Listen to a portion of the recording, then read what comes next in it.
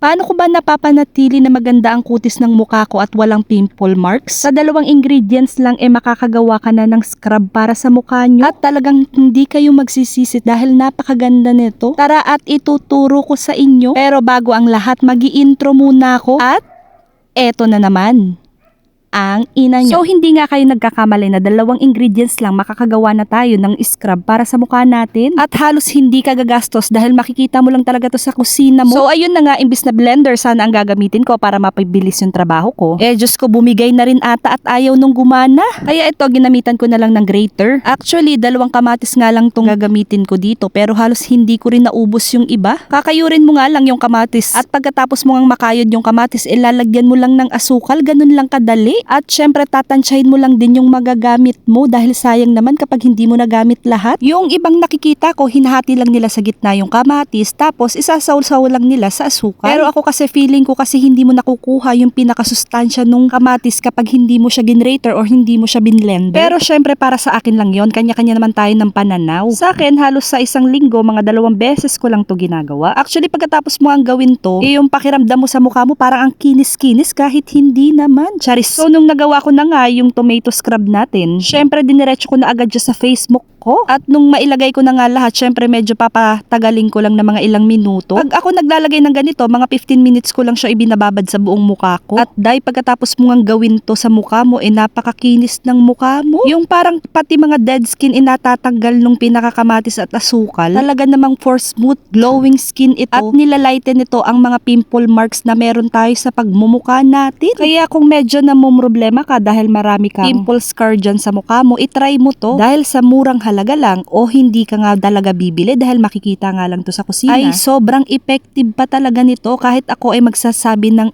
legit guy. Alam naman kasi natin na ang kamatis ay mataas yung antioxidant niya, nagre-repair siya ng damaged skin, nagtatighten siya ng pores natin, nagpre-prevent siya ng acne or pimples, nagre-reduce din siya ng medyo oiliness sa pagmumukha natin at higit sa lahat, anti-aging din siya. Kaya napakadami talaga ng benefits ng kamatis sa mukha natin. So balik na nga tayo dito sa video ko. At pagkatapos ko ngang maibabad yung kamatis sa mukha ko ng mga 15 minutes, syempre naghilamos ka agad ako para makita nyo kaagad kung ano yung resulta niya sa pagmumukha ko. Kada ginagawa ko talaga tong procedure na to, feeling ko talaga nagiging bata yung mukha ko. Charis. Yung pakiramdam na sobrang kinis ng mukha mo. At kahit paghawakan mo siya napakakinis po niya. Kaya ako talaga tuwang-tuwa dito sa kamatis at asukal na nidiscover ko. Dahil nga hindi na nga ako gagastos ng malaki. At halos sa kusina ko lang siya nakukuha. Maganda pa yung impact niya sa mukha ko. Kaya kung ikaw ay curious at wala ka naman pambili ng mga beauty products, itry mo na din tong ginagawa ko. O siya, hanggang dito na lang.